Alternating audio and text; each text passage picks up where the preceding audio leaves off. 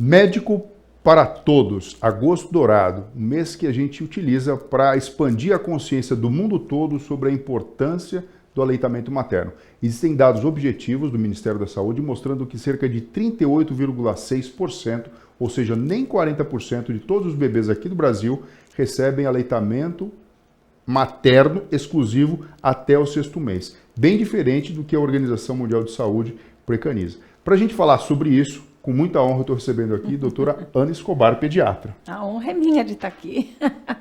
Doutora Ana, o aleitamento materno, segundo a Organização Mundial de Saúde, é orientado que aconteça até 2 anos de vida e que seja exclusivo até o 6º mês. Por que isso? E tem sentido a gente buscar esse ideal? Tem todo sentido. Por quê? Porque o leite materno é, de longe, o melhor alimento para o bebê.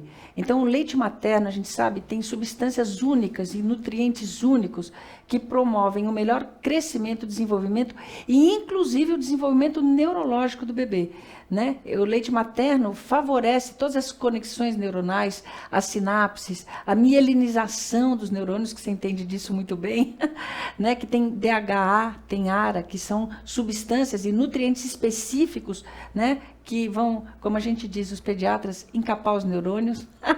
Então, isso é fundamental, gente. O leite materno é essencial para todos os seres humanos. Agora sim, se o leite materno ele deve ser exclusivo até o 6º mês, em teoria para 100% dos bebês, e a gente vê aqui que no nosso país esse número não chega a 40%, isso é algo que o pediatra que faz puericultura, ele deve se preocupar? Sim, todas as pessoas, na verdade, os pais devem se preocupar, todo mundo. A gente deveria incentivar cada vez mais o aleitamento materno exclusivo até 6 meses de idade. Mas a realidade nem sempre é condizente com aquilo que a gente gostaria. Então, por exemplo, a licença gestação no Brasil é de 4 meses, o que significa as mães têm que voltar a trabalhar antes. Então, nesse processo, geralmente ficam um dia inteiro longe de casa. Na hora que a mãe volta a trabalhar, as preocupações dela se voltam também para o trabalho, a produção de leite naturalmente começa a diminuir. Então, a gente teria que ter políticas públicas que fortalecessem a necessidade do aleitamento materno exclusivo. Bom, se esses 2 meses já ficaram nítidos aqui, que já são um desafio, 2 perguntas, doutora Ana. Primeiro, o bebê que mama leite materno exclusivamente, ele precisa tomar água? Não precisa tomar água. O leite materno é tão perfeito que ele já tem uma quantidade de água que supre todas as necessidades do bebê. Nos dias quentes, que às vezes as mães querem dar água, alguma coisa, é só aumentar um pouquinho. As mães têm que tomar bastante água. Aumentar um pouquinho a oferta de leite e esse bebê está completamente suprido. E esses 2 meses que ficam faltando, em teoria, entre a licença, se a mãe não consegue deixar numa creche ou alguma coisa próximo do trabalho, o leite pode ser congelado, né? Como é que funciona esse processo? Pode. As mães podem, então, fazer um banco de leite. Isso é sempre bom, né? Porque dá para elas tirarem o leite, depois que o bebê mama, tira a quantidade excedente de leite, né? Geralmente tem, espera-se que tenha, e aí ela pode congelar esse leite. Quanto tempo? 15 dias. Então pode ficar no congelador, armazenado, tem os recipientes assim específicos para congelar, ou na própria mamadeira, tá? Quem não puder, enfim, congela 15 dias e depois já descongela, esquenta em banho-maria e tudo bem. Isso seria uma alternativa, então, para esses 2 meses? Uma alternativa para esses 2 meses. Por exemplo, a mãe que tem pouca produção de leite, tem como aumentar essa produção? Existe alguma fórmula mágica, algum truque, alguma dica? Não tem, aí é que tá, né? O que a gente tem que fazer é o trio da saúde. É comer bem, né? Tomar bastante líquido, fazer exercício físico apropriado para a idade que ela está pós-parto, né? Mas não deixar de andar, de caminhar, de fazer uma atividade, né? E dormir bem. Isso é super importante também. Eu sei e a gente sabe que logo que o bebê nasce é difícil dormir bem, mas a mãe teria que conciliar assim os períodos de sono do bebê com o dela, né? Nesse comecinho que ela está de licença para ver se ela consegue descansar o máximo que der. Doutora Ana, tem perigo em fazer o desmame precoce? E quais são esses perigos? Tem perigo, claro, por quê? Primeiro porque daí a gente vai introduzir outros alimentos para o bebê. Essa introdução precoce de outros alimentos tem que ser adequada à capacidade digestiva do bebê, né? Então o bebê tem que conseguir processar esses alimentos novos, principalmente o leite. Então, a gente sabe, por exemplo, que o leite de vaca é completamente contraindicado para crianças com menos de 1 ano de idade. Completamente? Completamente contraindicado, porque ele tem uma quantidade de proteína que sobrecarrega o rim da criança. Então, o leite de vaca integral, ele promove uma sobrecarga renal que não é interessante para a criança. Fora que tem vários outros nutrientes que estão faltando. Por exemplo, a quantidade de ferro do leite de vaca integral é insuficiente para as demandas da criança. Na verdade, até o ferro do leite de vaca ele é muito pouco aproveitado. O leite materno tem até menos ferro, mas ele tem fatores que aumentam a absorção. Então, o bebê que está no peito não tem anemia ferropriva, diferente do bebê que está sendo alimentado com leite de vaca integral. E o mais importante, o bebê que deixa de mamar, deixa de receber os anticorpos que a mãe produz, né? E transmite para eles, né? Passa para ele. Então, é um bebê que fica menos protegido de doenças infecto-contagiosas todas. Bom, você rolou uma bola aqui, doutora Ana, aqui não tem como a gente não querer bater lá perto do gol. Coronavírus. Qual que é a orientação que existe? Porque se tem anticorpos que são passados do leite da mãe para o bebê, mais do que nunca aqui fica claro que é importante a amamentação exclusiva materna nos primeiros 6 meses. Como é que isso funciona? E outra coisa, se a mãe de repente tem coronavírus, se a mãe de repente foi vacinada, quais são as orientações aí? Super legal essa pergunta, né? Então, vamos lá. Assim, primeiro, se a mãe está com coronavírus, ela pode amamentar? Pode, deve. Deve continuar amamentando, pessoal. Por quê? Porque ela já vai passar os anticorpos que ela está produzindo contra o coronavírus para o filho. Ela coloca a máscara direitinho, idealmente até aquela máscara melhor, a N95, amamenta o bebê e depois alguém segura para rotar e tudo, daí pronto, ela faz um distanciamento, mas deve continuar amamentando. E outra coisa importante, os trabalhos atuais mostram assim, as mães que foram vacinadas, quaisquer vacinas, né? Atualmente a gente sabe que a gestante está contraindicada a AstraZeneca, né? Mas as mães que tomaram a Coronavac, que tomaram a Pfizer, e mesmo as que inadvertidamente tomaram a AstraZeneca, produzem uma quantidade de anticorpos que passa pelo leite materno, tá?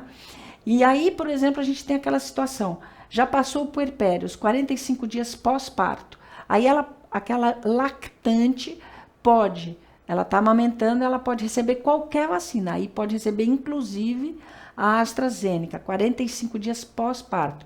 E aí é mais uma chance que a gente tem de passar anticorpos para o bebê.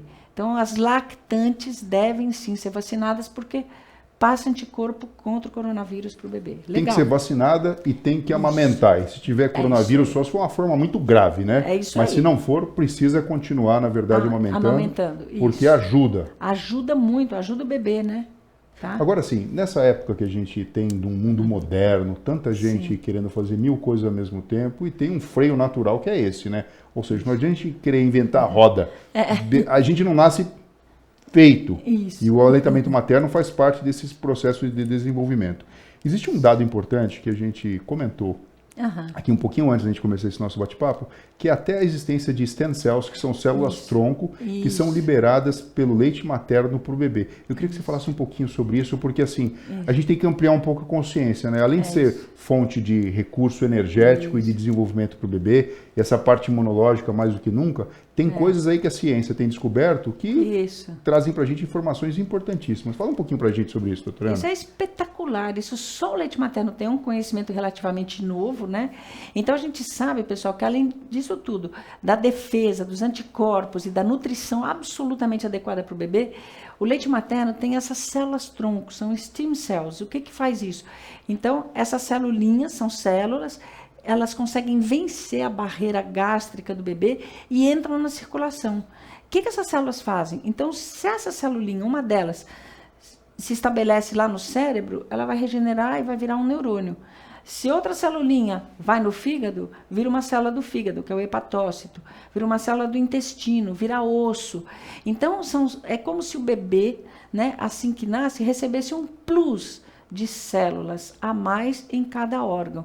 Isso é fantástico, é fantástico. Agora, Cinturana, quando a gente fala da importância do aleitamento materno, eu percebo aqui o papel de duas grandes especialidades, e até não só especialidades médicas, como, por exemplo, também o pessoal da enfermagem, né?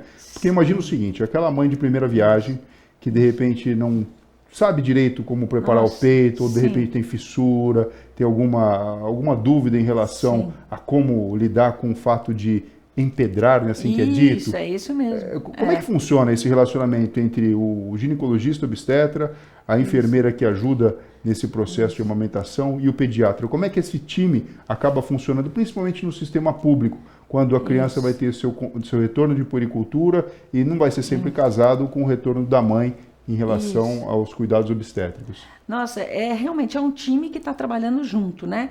E aí, depois que o bebê nasce, o grupo da enfermagem é essencial, porque as enfermeiras, elas têm toda a técnica e sabem como orientar a mãe, porque nem sempre o processo da amamentação para a mãe é tranquilo, fácil, porque de fato tem uns bebês que mamam muito, machucam o peito da mãe, faz a fissura, alguns que mamam menos e a mãe produz muito leite, pode empedrar, fazer mastite. Então todo mundo tem que trabalhar junto no sentido de fazer com que aquele bebê tenha a melhor pega possível.